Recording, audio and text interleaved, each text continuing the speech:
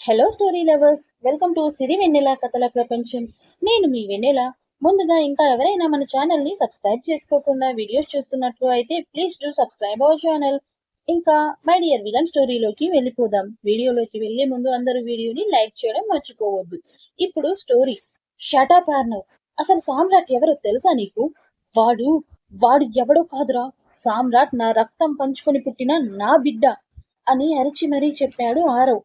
ఆరవ్ చెప్పిన మాటకి తాగింది మొత్తం ఒక్క దెబ్బకే దిగిపోయింది ఆర్నవ్కి. కన్న కొడుకుని కళ్ళ ముందే పెట్టుకొని ఇన్ని రోజులు అది వాడికి చెప్పలేక వాడు ప్రతిసారి వాడు ఒక అనాథగా అనుకుంటూ ఉంటే అది వింటూ ఎంత నరకం అనుభవించాడో అది కేవలం ఆరవ్కి మాత్రమే తెలుసు. తన కళ్ళ ముందే వాడి పుట్టుకకు కారణమైన వాళ్ళని సామ్రాట్ అసహ్యించుకుంటూ ఉంటే ఆరవ్ ఎన్నిసార్లు మౌనంగా కన్నీళ్లు కార్చాడో లెక్కే లేదు పాపం. మొదటిసారి సామ్రాట్ ఆర్నవ్ కి యాక్సిడెంట్ జరిగినప్పుడు తన ఇంటికి వచ్చి మైరాతో మాట్లాడుతున్నాడు కదా, అప్పుడే ఆరవ్ కి సామ్రాట్ లో తన లక్షణాలు స్పష్టంగా కనిపించాయి. అప్పుడే తన అనుమానం మొదలైన ఆరవ్ సామ్రాట్ గురించి ఎంక్వైరీ చేయడం మొదలు పెట్టించాడు.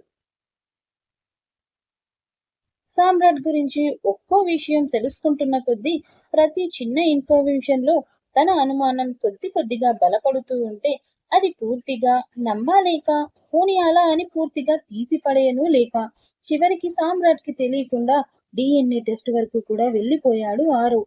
ఇక డిఎన్ఏ టెస్ట్ లో సామ్రాట్ కూడా ఆరవ్ కొడుకే అని తను కన్ఫర్మ్ అవడంతో సామ్రాట్ గురించి తను పెరిగిన పరిస్థితుల గురించి గుర్తు రావడంతో తన కొడుక్కి ఈ పరిస్థితికి కారణమైన వాళ్ళను ఎట్టి పరిస్థితుల్లో వదలకూడదు అనుకున్నాడు ఆరవ్. ఇక నార్మల్ గా ఇంటికి వచ్చి ఉండమన్నా ఒప్పుకోని నేచర్ సామ్రాట్ది. ఆరవ్ లో ఉన్న పట్టుదల, మొండితనం రెండింతలు ఎక్కువగానే ఉన్నాయి సామ్రాట్ లో కూడా. ఇక సామ్రాట్ కి మైరా అంటే ఉన్న అభిమానాన్ని బేస్ చేసుకొని కావాలని అప్పటికప్పుడు సామ్రాట్ కోసమే మూవీలో ఓ క్యారెక్టర్ ని క్రియేట్ చేసి అందులో స్క్రీన్ టెస్ట్ అలాంటివి ఏమీ లేకుండా సామ్రాట్ ని సెలెక్ట్ చేసుకొని అలా లాక్ చేశాడు ఆరవ్. అప్పటి నుండి సామ్రాట్ ని ఓ కంట కనిపెడుతూనే ఉన్నాడు. సామ్రాట్ కి తెలియకుండా తన వెనుకే సెక్యూరిటీని కూడా అరేంజ్ చేశాడు ఆరవ్. ఆ తర్వాత మైరా డెలివరీ అయిన హాస్పిటల్లో డాక్టర్ ని కనుక్కుంటే అసలు నిజం తెలుస్తుంది అని. అక్కడికి వెళ్లేసరికి అప్పటికే మైరాకి డెలివరీ జరిగిన 2 నెలల్లోపే ఆ హాస్పిటల్ ని పడగొట్టేసి కొత్తగా కన్స్ట్రక్షన్ కూడా స్టార్ట్ అయ్యిందని, ఇప్పుడు ఆ హాస్పిటల్ ఆనవాళ్ళు లేకుండానే పోయిందని, కనీసం రికార్డ్స్ లో కూడా సామ్రాట్ పుట్టుక గురించిన సాక్ష్యాలు దొరకలేదు ఆరవ్కి. డిటెక్టివ్ ఏజెన్సీని కన్సల్ట్ అయ్యి మైరా డెలివరీ జరిగిన హాస్పిటల్ డీటెయిల్స్ ఇచ్చి అందులో మైరా డెలివరీ టైంలో డాక్టర్ దగ్గర నుంచి అటెండర్ వరకు ప్రతి ఒక్కరి డీటెయిల్స్ తనకి కావాలని చెప్పాడు ఆరవ్. దాదాపు 25 సంవత్సరాల క్రితం జరిగిన సంఘటన అవ్వడంతో అసలు అంతకు ముందు అక్కడ ఒక హాస్పిటల్ ఉండేదని గాని అందులో వర్క్ చేసే డాక్టర్స్ డీటెయిల్స్ గాని గ్యాదర్ చేయడానికి చాలా కష్టమైంది ఆ డిటెక్టివ్ వాళ్ళకి ఆరవ్కి. 1 వీక్ కష్టపడ్డాక గాని ఆరవ్ మీద బాంబ్ బ్లాస్ట్ అటాక్ తర్వాత అప్పుడు అతను హాస్పిటల్లో ఉండగా సడన్ గా ఆ డిటెక్టివ్ ఏజెన్సీ నుండి కాల్ రావడం, మైరా డెలివరీ టైంలో వర్క్ చేసిన డాక్టర్ ఇంట్లో జరిగిన ఓ ఫైర్ యాక్సిడెంట్ జరిగి ఆ డాక్టర్ ఫ్యామిలీ మొత్తం అప్పటికప్పుడే చచ్చిపోయారని తెలిసి తల పట్టుకుని కూర్చున్నాడు ఆరవ్. సరిగ్గా అదే టైంలో ఆర్వి ప్రెగ్నెన్సీ గురించి తెలియడంతో ఆరవ్కి దెబ్బ మీద దెబ్బ పడింది. తన విషయంలో కేవలం సమీర్ మాత్రమే అనుమానాస్పదంగా తోచింది ఆరవ్కి. సమీర్ అసలు ఇండియా దాటనే లేదని, కానీ ఆర్వికి మాత్రం అబద్ధం చెప్పి ఎందుకు వెళ్ళాడు, ఎక్కడికి వెళ్ళాడు అని తెలియక పిచ్చి పట్టినట్టు అవుతుంటే సమీర్ హైదరాబాద్ లోనే ఉన్నట్టు తెలిసి సరిగ్గా రాఖీ పండగ ముందు రోజే హైదరాబాద్ కూడా వెళ్ళిన ఆరవ్కి అక్కడ కూడా సమీర్ జాడ తెలియలేదు. కానీ సమీర్ పనిచేసింది మాత్రం మైరా వాళ్ళ బాబాయ్ సూర్య కంపెనీలోనే అని తెలిసి అటువైపుగా ప్రయత్నాలు మొదలుపెట్టిన ఆరవ్కి నెక్స్ట్ డేనే ఇంత పెద్ద రచ్చ జరిగింది ఆర్నవ్ సామ్రాట్ మధ్య. ఇది ఇప్పటి వరకు సామ్రాట్ వెనక జరిగిన స్టోరీ అన్నమాట. ఇదంతా మీకు అప్పుడే చెప్పేస్తే మీరు కనిపెట్టేస్తారు కదా, అందుకే చెప్పలేదన్నమాట నేను. ఇక ఇప్పుడు ప్రజెంట్ ఆరవ్ చెప్పింది విన్న ఆర్నవ్ కొద్దిసేపు షాక్ తర్వాత, మరి నేనెవరిని డాడ్ అంటూ అడిగాడు ఒకే మాటగా. సమాధానం లేదు ఆరవ్ దగ్గర నుంచి. మౌనంగా ఉండిపోయాడు. చెప్పండి డాడ్, వాడు మీ కొడుకైతే మరి నేనెవర్ని? నేను మీ కొడుకుని కాదా? కళ్ళు చిన్నవి చేసి అడిగాడు ఆర్నవ్. ఆర్నవ్! గంభీరంగా పిలిచాడు ఆరవ్. హా, చెప్పండి డాడ్, ఆర్నవ్నే. వాడిని మీరు కొడుకు అన్నారు కదా, మరి నేనెవర్ని? నేను మీ కొడుకుని కాకుండా పోయానా ఇప్పుడు? అందుకేనా నన్ను ఈ మధ్య దూరం పెడుతున్నారు? వాడి ముందు నన్ను అవమానిస్తున్నారు. వాడి కోసం నా మీద చెయ్యి కూడా చేసుకుంటున్నారు అని కన్నీళ్లతో అడిగాడు ఆర్నవ్. ఆర్నవ్, నేను వాడిని నా కొడుకు అన్నానే కాని నువ్వు కాదు అనలేదు కదా. నువ్వు కూడా నా కొడుకువే అన్నాడు ఆరవ్. స్టాప్ ఇట్ డాడ్, వినడానికి చాలా కంపరంగా ఉంది నాకు. ఆ కేర్ ఆఫ్ ప్లాట్ఫామ్ గాడు మీ రక్తం అంటే ఎవరో మీకు సినిమాటిక్ స్టోరీ చెప్తే మీరు నమ్మేస్తారేమో కానీ ఆ స్లమ్ డాగ్ నాకు సిబ్లింగ్ అంటే నేను అస్సలు నమ్మను అన్నాడు ఆర్నవ్. ఇక్కడ నీ నమ్మకంతో నాకు అవసరం లేదు ఆర్నవ్. మా మధ్య బంధం ఎప్పుడో రక్తంతో ముడిపడింది. నువ్వు నమ్మినా నమ్మకపోయినా, యాక్సెప్ట్ చేసినా చేయకపోయినా సామ్రాట్ నా కొడుకే. వాడు ఒంట్లో ఉంది కూడా నా రక్తమే. నా తర్వాత ఈ ఇంట్లో, నా ఆస్తిలో, నా వారసత్వంలో నీకెంత హక్కు ఉందో వాడికి కూడా అంతే హక్కు ఉంటుంది. నీకు ఇదంతా యాక్సెప్ట్ చేయడానికి టైం పడుతుందేమో, కానీ యాక్సెప్ట్ చేసి తీరాల్సిందే. Better try to accept this as soon as possible అని ఖచ్చితంగా చెప్పేసి ఆ రూమ్ లోంచి బయటకు వచ్చేశాడు ఆరవ్. ఆరవ్ వెళ్ళగానే కోపంగా తల పట్టుకున్నాడు ఆర్నవ్. ఆర్నవ్ రూమ్ లోంచి బయటకు వచ్చిన ఆరవ్ కి సామ్రాట్ ఇంకా ఇంటికి రాలేదని తెలియగానే ఇక సామ్రాట్ కోసం బయటకు వెళ్ళాడు. డ్రైవింగ్ చేస్తున్నంతసేపు అతనికి సామ్రాట్ మైరాల మధ్య జరిగిన మాటలే గుర్తొస్తున్నాయి. సడన్ బ్రేక్ తో కార్ ఆపి స్టీరింగ్ ని గట్టిగా పట్టుకుని పంచిస్తూ, ఆ డస్కీ, అసలు అలా ఎలా అనగలగావే వాణ్ణి అనాథ అని? నేను ఇప్పుడిప్పుడే మన మధ్య ఉన్న అగాధాన్ని పూడ్చాలని చూస్తుంటే నువ్వు మొత్తంగా చెడదొబ్బేశావు కదే. ఇందుకు కదా నిన్ను ప్రతిసారి నోరు మూసుకొని ఉండమనేది? ఆవేశం తప్ప కొద్దిగా ఆలోచన కూడా లేదు నీకు అసలు. నీలో ఉన్న ఈ పిచ్చి మూర్ఖత్వమే ఆర్నవ్లో వచ్చింది. ఎదుటి వాళ్ళు చెప్పేది వినరు మీరు, విన్నా అర్థం చేసుకోరు అని అసహనంగా అనుకుంటూ, ఇక వాడు ఈ జన్మలో ఇంటికి రానంటాడేమో. అసలే వాడికి బలుపు, కొవ్వు, పొగరు టన్నుల్లో ఉంది. వాడిప్పటి వరకు లొంగింది ఎక్కడైనా ఉందా అంటే ఇది కేవలం మైరా ఆర్బీల విషయంలోనే. వాడు ప్రేమించిన పిల్లను కూడా నోరెత్తకుండా కనుసన్నెల్లో పెట్టాడు వెధవ.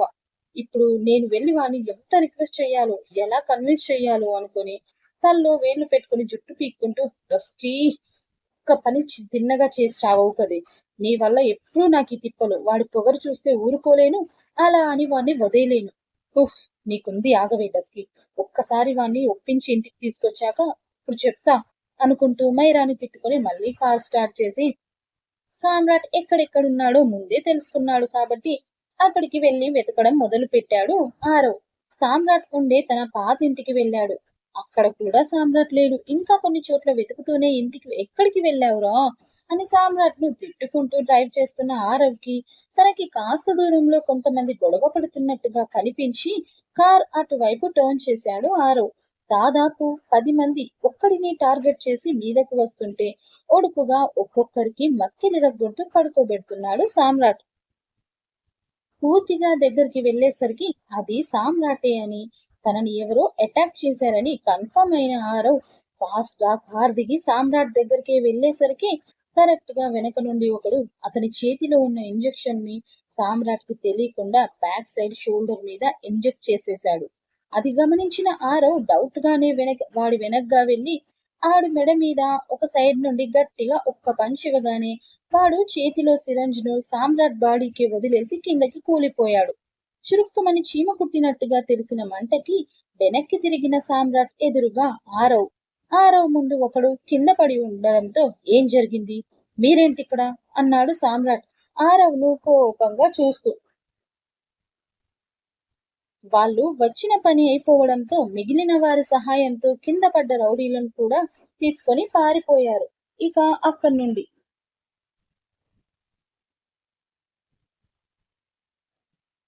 ఆరవ్ కంగారుగా ముందుకు వచ్చి సామ్రాట్ షోల్డర్ మీద ఉన్న సిరంజ్ ని లాగి చూసేసరికి 5 ml ఆఫ్ లిక్విడ్ సామ్రాట్ బాడీలోకి వెళ్లిపోయినట్టు కనిపిస్తున్న క్వాంటిటీ చూసి, రేయ్, నువ్వు బానే ఉన్నావా అని అడిగాడు సామ్రాట్ ఫేస్ ని అనుమానంగా చూస్తూ కంగారుగా.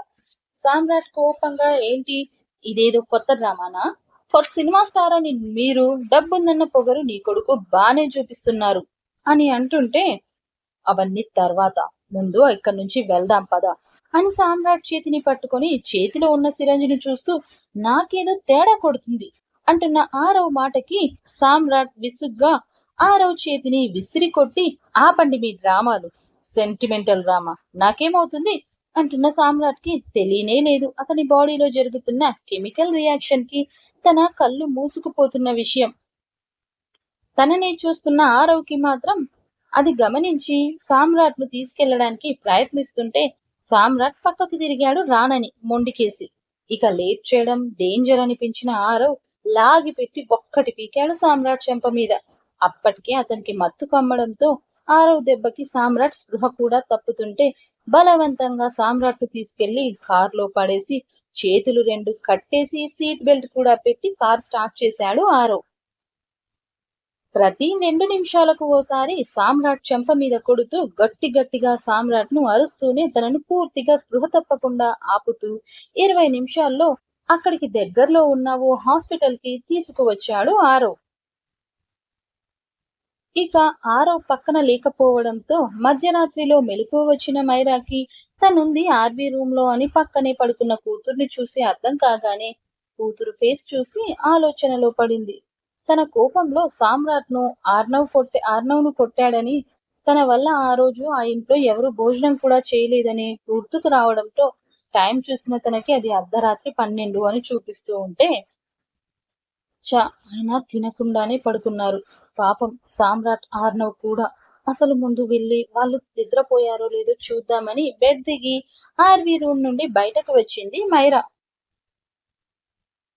ముందుగా వాళ్ళ రూమ్ లోకి వెళ్తే అక్కడ ఆరవ్ లేక ఖాళీ రూమ్ దర్శనం ఇవ్వడంతో ఇంత అర్ధరాత్రి ఎక్కడికి వెళ్ళారు ఈయన అనుకుంటూ రూమ్ మొత్తం వెతికి ఆరవ్ నెంబర్ కి కాల్ చేస్తూ ఆ రూమ్ లోంచి బయటకు వచ్చేసరికి ఆర్నవ్ రూమ్ లో లైట్ ఇంకా ఆన్ లోనే ఉండడం చూసి కాల్ లిఫ్ట్ చేయని ఆరవ్ ను విసుక్కుంటూ ఆర్నవ్ రూమ్ వైపు అడుగులు వేసింది మైరా. వాళ్ళ రూమ్ తర్వాత ఉన్న సామ్రాట్ రూమ్ కూడా ఖాళీగానే ఉందని ఆలోచించని మైరా కొడుకు దగ్గరికి వెళ్లిపోయింది.